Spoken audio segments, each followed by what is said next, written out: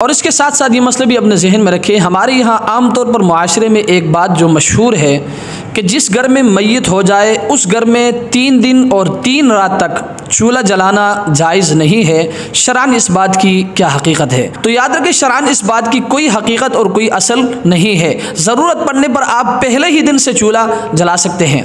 अलबत्ता मैयत के रिश्तेदारों और उनके हमसायों के लिए मुस्तहब अमल यह है कि वो मैयत के अहले खाना के लिए 1 दिन और 1 रात के खाने का इंतज़ाम करे। क्यों?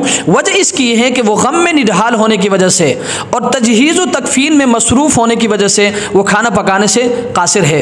ग़ज़वा मोता में सरकार दो आलम सल्लल्लाहु अलैहि वसल्लम के चचेज़ाद भाई हज़रत जाफ़र बिन अबी तालिब रज़ी अल्लाह तआला अन्हु जब शहीद हुए और नबी अलैहिस्सलाम तक जब इनके वफ़ात की खबर पहुँची तो नबी अलैहिस्सलाम ने सहाबा किराम से फरमाया कि जाफ़र के घर वालों के लिए खाने का बंदोबस्त करो, क्योंकि उन पर ऐसा गम आ पड़ा है कि वो खाना पकाने से कासिर है।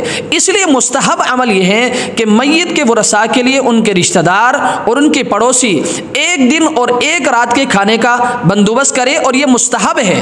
अगर नहीं कर सकते हैं और कोई मजबूरी है तो याद रखें शरअन इसमें कोई कबाहत नहीं है, वो पहले दिन से ही अपने घर में चूल्हा जला सकते हैं। और अल्लाह तबारक